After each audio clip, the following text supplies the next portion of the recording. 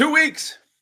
That is all we have left to mock draft, dwiddle our thumbs, talk about how players get off without being side-eyed, talk about arm length, hand size without making dick jokes, and use phrases as our pal Mike Jardy did earlier this week. Catcher of the football, not have people stop us. But then again, I stopped them, and so we move on. It is Thursday, April 10th, 2 weeks away from the NFL draft. Personally, right out of the gate, I got to tell you, this is one of my least favorite times of the year. Because teams, if you ask them, and I have, hey, could you draft tomorrow?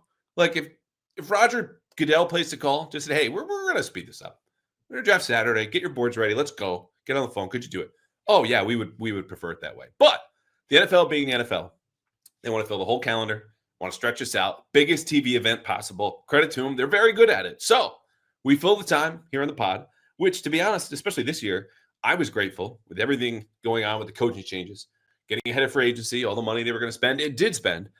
Not as much time to dedicate to the draft this season. But finally, after all the note taking and checking clips and looking at times and our relative athletic scores, I got 12 prospects for you on offense that I love. Capital L, capital O, capital V, capital E for the Patriots. Now, does this mean the Patriots will draft all of them? No, of course not. Okay, over under, maybe even just 0.5. We'll be a little braver and say 1.5 that they end up selecting in a couple of weekends. If your player that you like, let's say you have a board, maybe it's not even a big board, it's just a small board, is not on this list, it does not mean I don't like them. This is just to say these are 12 players that I see as great fits for the Patriots, not just because of who they are as players, but where they're likely to be drafted, what the Patriots are likely going to be seeking, and what players will be available when the Patriots should be seeking those positions. For example, Ashton Genty is going to be a top 10 whatever pick. Great talent. Patriots only have 3 running backs. They could use another one. It's not where they're going to go looking for one. And if they do, as you know by now, I'm going to crush them for it because it's a deep running back class. Running backs are not that valuable. And you need a good offensive line to support a great running back to make a winning difference, just as Saquon Barkley. But the Patriots should be looking for them maybe late round 2, certainly in round 3, 4, 5. So the names that I will have for you here in a second start there. Tight ends, similar range. Receivers, a little bit higher. Offensive linemen, as high as possible. We've done a lot of Will Campbell talk. Armand, Membou. I have some more tackles. And I will say, too, the players I listed on my mock draft with Mike Giardi, some made the list, some did not, because we're trying to cover all the bases. If I just gave you the same names and players and thoughts over and over again, this podcast would stink. You might already think it's closer to that territory than in the other direction. But the point is, we have 12 prospects that I love for the Patriots. I will have 12 defensive prospects I love for the Patriots later on next week. Speaking of next week, if you want to join the show, as Gary Langley did on Tuesday, he's the all-time leader in male fan segments. You can do the same.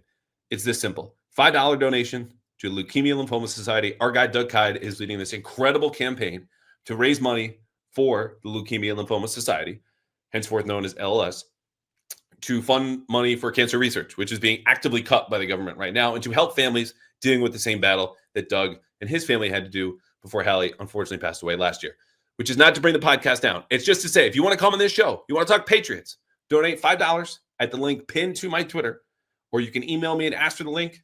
You can do whatever you want to get in contact with me aside from calling, and I will give you that link. You can come on the show. We'll do 5-10 minutes, whatever you want. All right?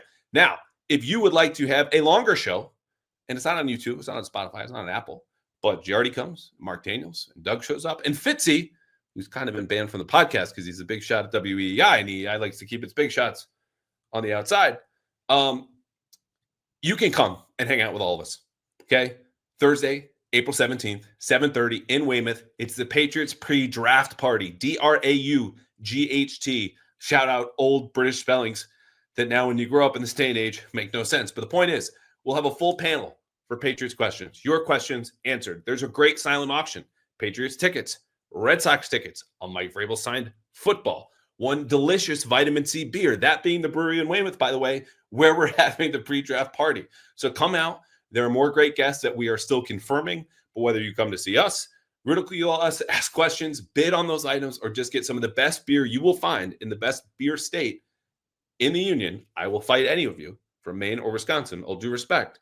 Please do so. That is another event where all the money goes to LLS.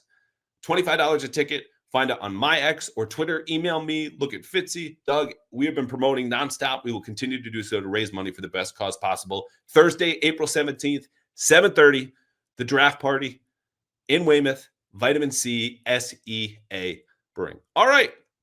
Last thing before we get to these 12 players, which feels like a lot of buildup, but this is kind of how the show goes sometimes.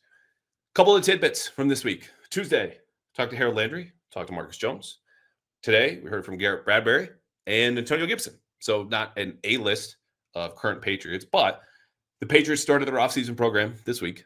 And it's a lot of, softball-ish time of year, press conferences. Guys are coming back in. What you like to see your teammates? What do you think about the new coaches? What about the systems? Yada, yada. It is clear more than ever, and this is something we've been saying for a while, Mike Vrabel is putting his imprint on this program, okay? Down to music blaring in the halls, down to him quizzing players, as we heard from Antonio Gibson and Garrett Bradbury today, in team meetings, one example. And this clip actually got leaked somehow by the team's Spanish social media team, and then pulled down. Vrabel's first part of his first team meeting, Monday, voluntary offseason program. He's listing the team goals. Okay, win the division, yada, yada. Here are the team rules. Respect the team, be on time, et cetera, et cetera. Thursday, today, in the morning meeting, this is where the quiz part comes in. Points at certain players around the room. Hey, what did I say Monday about our team goals? Okay, this is a very Belichickian thing, but it's got a Vrabel spin to it because we know Bill wasn't playing music in the halls. And the way he's going to get hands-on, as Antonio Gibson said today, kind of feel like Vrabel's holding back already with the energy and how he wants to do his job. But per league rules, no hands-on coaching yet. Anyway, this is a team that is starting to come together, specifically on offense. They have not even begun to install the playbook.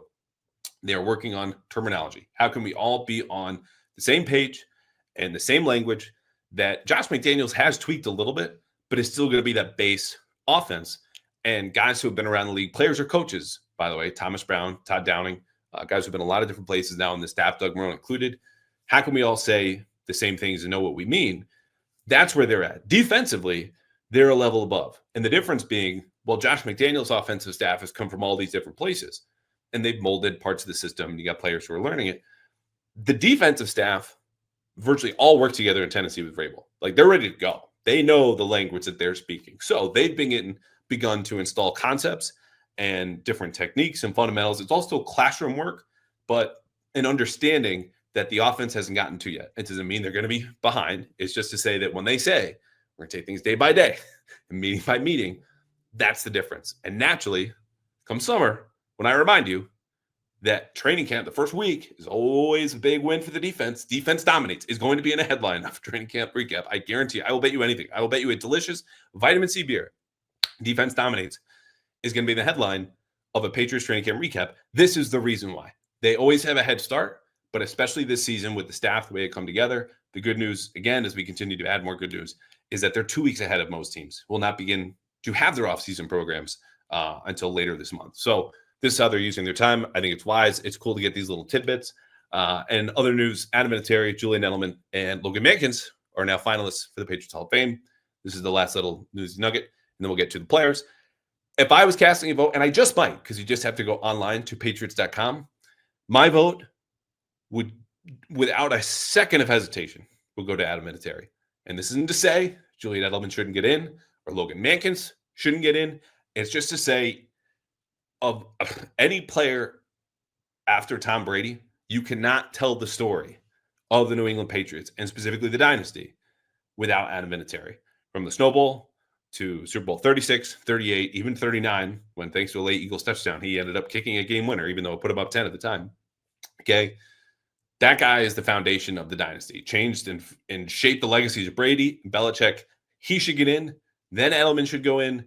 Then Mankins. And this is also partly the reason why a couple years ago, might have been in the pandemic, I said they should make an exception and start getting guys in. Turns out Robert Kraft already is with Bill Parcells. But the point is, Adam Vinatieri should go in. He should have been in the Pro Football Hall of Fame. That was an ultimate stub a couple of months ago.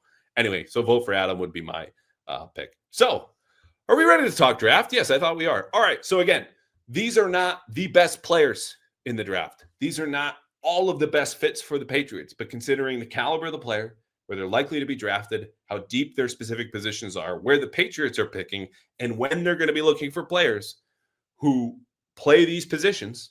Again, we did the Genty example. I would cover this also for tight end, which was not as deep of a class, by the way, as even someone like Elliott Wolf had told the media. I really think it's a deep tight end class. I don't particularly agree, but I don't see Tyler Warren or Colston Loveland as being high on their priority list. at number 4. So when I start with Elijah Arroyo, that's why I think he's much more of a target at 38 than either of those two other guys would be at number 4. So are you ready? Good. It's time for our first break. All right, if you're a Patriots fan, I've got a good feeling that you are feeling pretty good. Mike Vrabel is back. Drake May is going to make a year 2 leap. Oh, and there's a simple fact that as the Patriots go into a new season, it really just shouldn't get any worse, okay? We've been through 4-13, not once, now twice. Things should be on the up and up. But if you don't want to wait to watch the Patriots win in September, and October, and November, and maybe December, January, you don't have to. You can win right now with me over at Prizepicks. It's America's #1 daily fantasy sports app. You've heard me talk about Prizepicks before. It helps me spice up watching regular season Celtics and Bruins, and now the Red Sox are back, and it's so simple. Here's how it works. You build a lineup.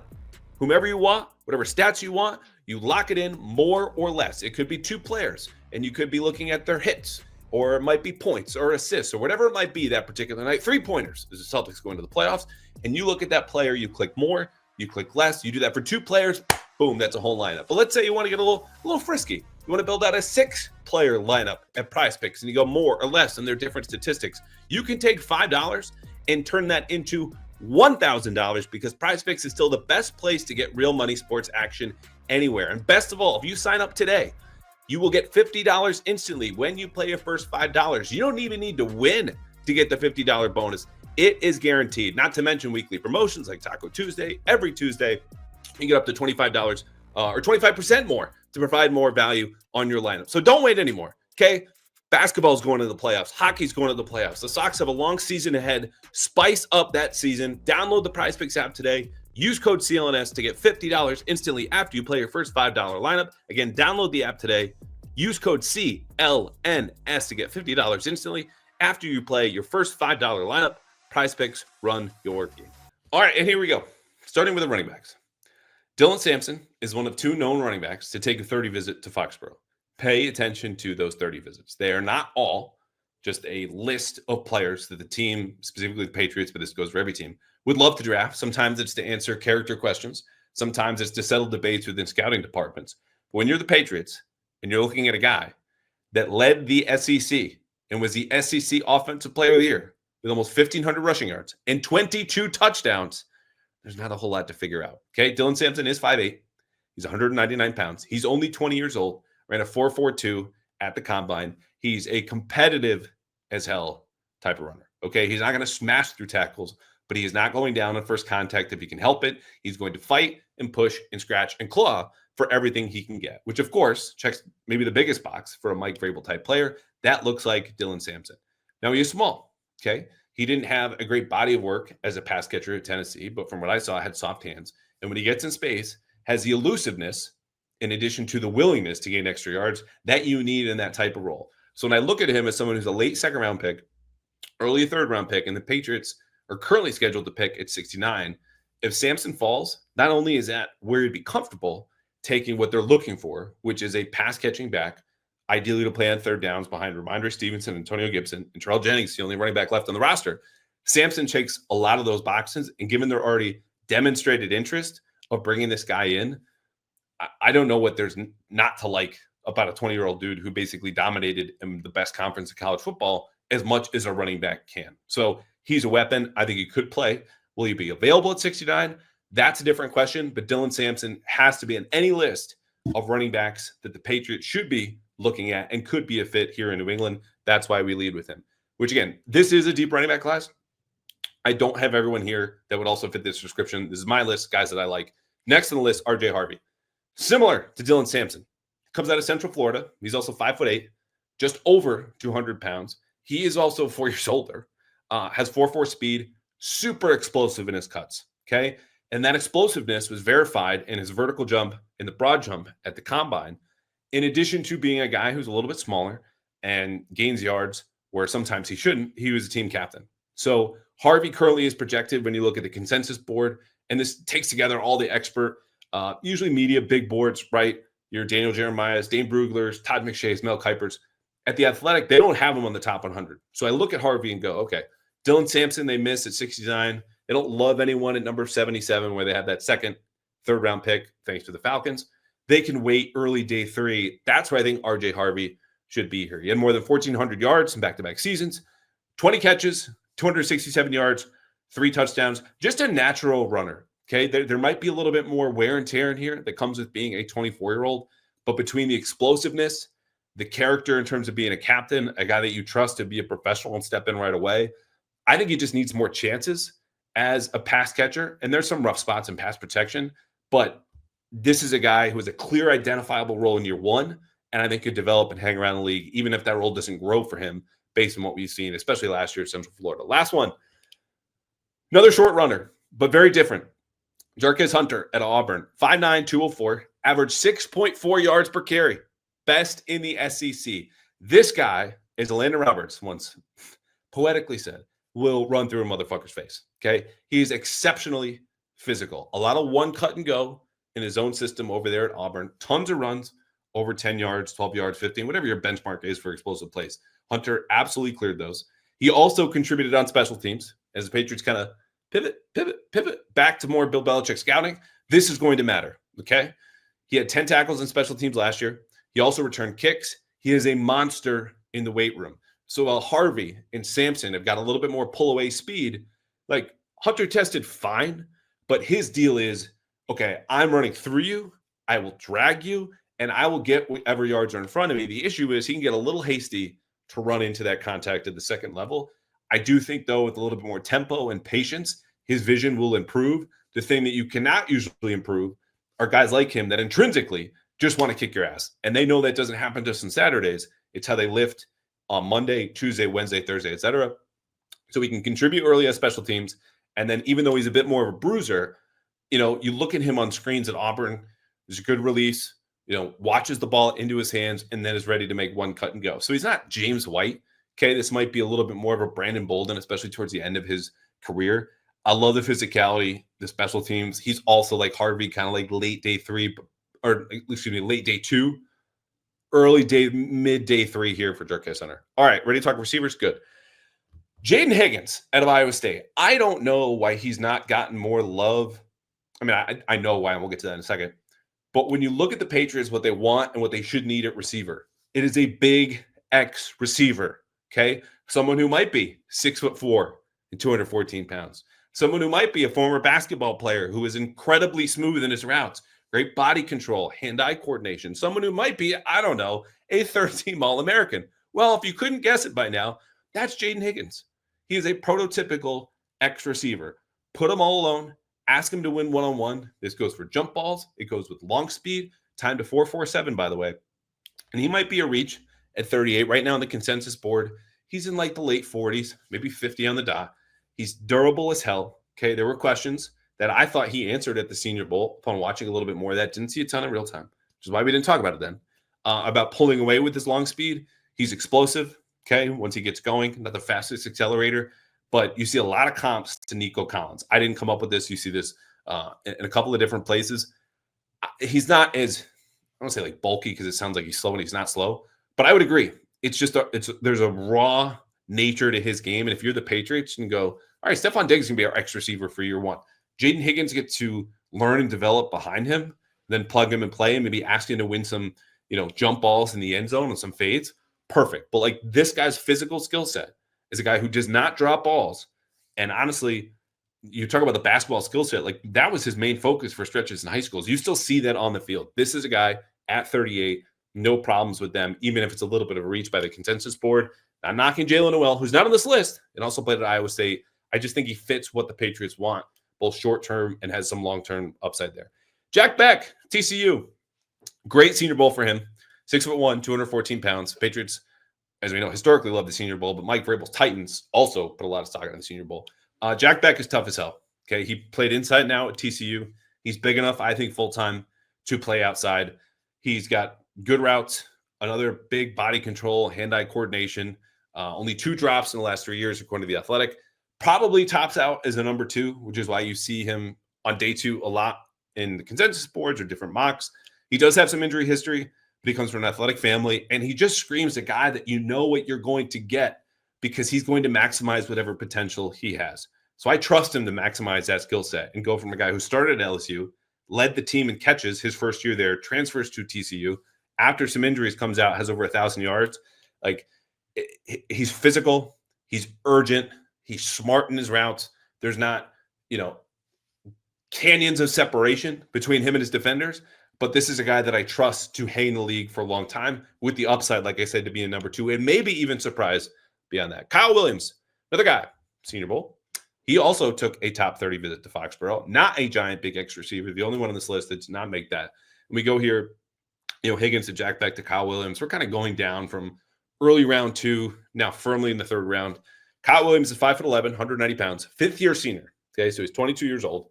Separates really, really well underneath. He's the best separator on this list that I've seen. You talk 0 to 5, 0 to 10, maybe even 12 yards. Good in and out of breaks. Plays in the slot and outside. Tracks the ball well. For a guy who's 5'11", very, very good on deep balls. But the physicality is what, also impresses you, given the separation he's getting, and also makes you worry at the next level how long he can hold up. So I do think there's more nuance, as you would find a lot of guys coming out at this stage. Everyone needs to develop that he could have to his game, and you'd worry maybe long-term about him bulking up a little bit bigger than 190, but there's not as much of a projection. You just put him in, you say, okay, I know how he's going to win. Smart receiver, got a good feeling zone. Like, he can contribute. Is it ever above wide receiver 3? I don't know. But if they want to plug and play someone that they can trust, especially with the Josh McDaniels playbook, Kyle Williams, more than most players, makes a ton of sense on this list. Now, this is our last receiver in the list. I mentioned him before. I kind of understood the lack of Jayden Higgins total hype. Tory Horton, man, at Colorado State, didn't play a ton of games last year because he got hurt, just 5, but 2 1,000-yard seasons before that. He is a long strider who ran a 4.41 at the combine at 6'3", 196. I don't get it. I need like this. He should be getting a lot more attention as someone who can make an impact, not only right away, but long-term. There's toughness here. He's a 2-time captain, 3 punt return touchdowns, longer than 70 yards. But Colorado State, blah, blah, blah. Okay, fine. But there's good tape against good teams here from Tory Horton. Again, probably late day 2, early day 3 pick. Did have some bad drops early in his career, but really smoothed that out over the last season and a half. There's toughness he shows over the middle. No, again, he's not this kind of quick twitch athlete, but long-limbed, fluid, long strider, legit long speed, someone who, if you develop properly, just has stuff that you're not going to find everywhere. To find that this late in the draft, where the injury brings him down, the small school brings him down a little bit.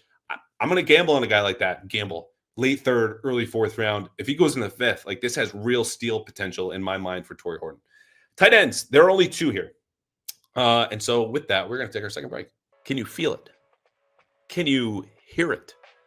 Can you see it? One of the best times in the sports calendar is coming up on the horizon. No, not Patriots OTAs, not minicamp, not training camp. I am talking about the NBA playoffs, baby, because, look, as the Patriots have decided to sit out on their own accord the postseason the last 2 years, I've had the great honor and joy of going to Celtics games at a sold-out TD Garden crowd for the last 4 years for the Herald. And I'm going back, even if my work won't send me, because thanks to Gametime, I can get in with the lowest price guarantee to any NBA playoff game this year. And you should too, because let's say you find even a lower price elsewhere. Gametime will credit you 110% of the difference because of their lowest price guarantee. And when you go to Gametime, unlike other places, you find an all-in pricing right up front. No fees, no extra charges, no this, no that. Just here's the number. If you want the tickets, boom, they're all yours. And best yet, you can see the view from your seats before you even get there. So if you want to deliberate, whether it's the Celtics or the Knicks or the Lakers or the Bulls aren't going anywhere, whomever you want to go see, you can see what it's like in your seat and compare in real time, but only with Gametime. So take all the guesswork out of buying tickets for NBA games or NHL or concerts or shows by going to Gametime and using Gametime Picks. Download the Gametime app today, create an account, use code CLNS for $20 off your first purchase. Terms do apply. Again, create an account at Gametime and redeem code CLNS for $20 off. Download Gametime today. What time is it? Gametime. All right, we're back. I already told you, Tyler Warren, Colson Loveland not going to be on this list. And it's not because I'm going to scream if they're taken at 4 or 9. Won't be thrilled at 4. 9, I could understand. But the point to me is, if you're looking for a tight end who's all around, who's got rare athletic skills and has that play demeanor that Mike Vrabel covets, a no quit, no F's given type of attitude, Elijah Arroyo, the more I watch him, and I've actually seen him in person, got a Miami game. They played Wake Forest, but the Pats went down and played the Dolphins. I can see him maybe late first round. Like, this guy is 6'5", 254 pounds, the potential to be a true all-around tight end, plus long speed down the seam, super fluid athlete, one of the biggest winners at the Senior Bowl. Whether you read or you try to rewatch some of the stuff that I found over the last few weeks and last month, added 35 pounds in college. Okay, fights like hell as a blocker, even when he's overmatched. He's a one-year starter, team captain for a stretch, does need to answer for a knee injury that's hobbled in the last 2 years, but 35 catches for 590 yards and 7 touchdowns. You're talking 16, 17 yards per catch as a tight end. Elijah Arroyo, from an athletic standpoint, mentality standpoint, who was a captain for 4 games because Miami rotates, but Mario Cristobal had great things to say about him. And I get the coach is only going to say good things about his player, but you see that attitude and that compete on the field at 6'5", 254, guy who's only 22 and showed up at the Senior Bowl. Love Elijah Arroyo for the Patriots. Whether or not they find the right timing, we'll see. The only other tight end in this list is someone that if you watch college football, you have absolutely heard of, because he showed out as a small school guy against Penn State and then Texas A&M. And you go, I don't know how it works, because this dude runs a little different than everyone else. Some have said like a duck, but it works. Harold Fannin Jr., Bowling Green, 6'3", 241 pounds, only 20 years old. He was a 2-year starter at Bowling Green, played inline, in the slot, and outside. And the reason you would know him, regardless of whomever you're watching, is this. Harold Fannin Jr. set FBS single-season records for tight ends with 117 catches, 1,555 yards, and was a consensus All-American. Again, big games against Penn State, and there was a runaway late, so he got to add on some stats in the second half. Showed up against Texas A&M, cleared 130 yards in both games with a touchdown. Great after the catch, outstanding after the catch. Not as much true straight long speed going to pull away from you, that the speed is good. It's much more the quickness in the field and zone, man, whatever it is. So Daniel Jeremiah has gone and said the Julius Thomas comparison, it feels lofty. Then you watch and go, I can kind of see it. Where I've landed is more what Jonnu Smith should have been. So I understand when I say Jonnu Smith and that leaves my lips and hits your ears. It's there's like a face made about it. The point is, if you know how to develop him, this kid could be a real weapon. No, he's not going to be a dominant blocker in line. But if he's going to be number 2 or number 3, mixed in with Hunter Henry and Austin Hooper, who you're like, yeah, they're fine. They're all-around guys. They're not going to dominate as blockers. You know, at least Henry's an above-average receiver. Give me the guy who's a little bit of a chess piece, who clearly can dominate against better competition, even if it's at the college level. He's only 20 years old. You get him after the catch. You get him isolated, even one-on-one to break some tackles. Harold Fannin Jr. is going to be super interesting prospect wherever he goes. Probably ideally a Shanahan system is you see Jonnu Smith actually break out Mike McDaniel in Miami. But if he lands in New England, it's going to be one of the most fun watches of anyone in camp. All right, time to get to the big boys. We have 3 tackles here. We're skipping Will Campbell. I'm sorry. I have come to believe and accept the Patriots would take Will Campbell at 4. I don't think they want to do it at 4. I think they would love to trade back, okay, and grab someone at 7, 8, or 9, maybe 6. But for now, we're going to skip him because I do not see him as a long-term left tackle, given the wingspan, the arm length, and we've all spent way too much time talking about Will Campbell's fingertips, so we're moving on. The man we can't talk about, who I would take right now, April 10th, if the Patriots are stuck and have to pick, Armand Membou. 6'4", 332 pounds, an elite athlete at 332 pounds. Not just because he ran a 4.91. It's because he's powerful, he's quick, and explosive out of his stance. 3-year starter at Missouri, all at right tackle. Not great if you're the Patriots, but hold on. Good balance, core strength.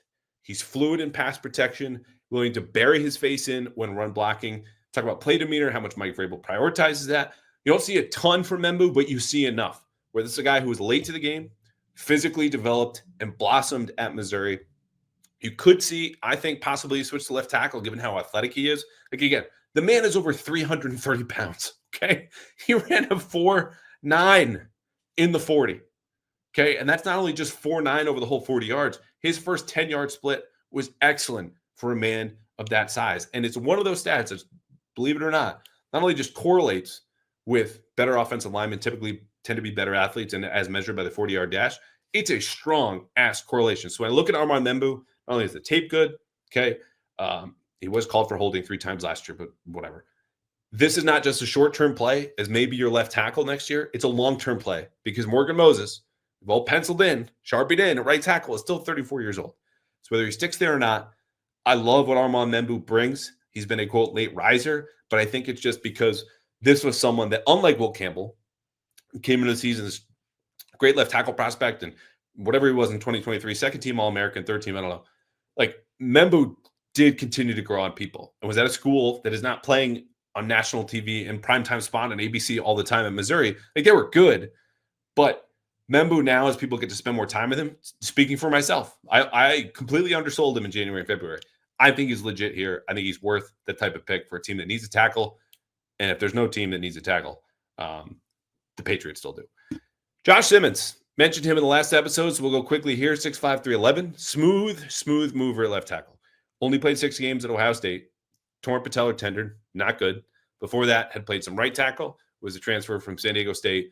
Just looks apart. Like, this is not only looks apart at the combine, which to me gets put a lot more value, or there's too much weight in that, scouting or when people talk about it. Looks the part on the game film.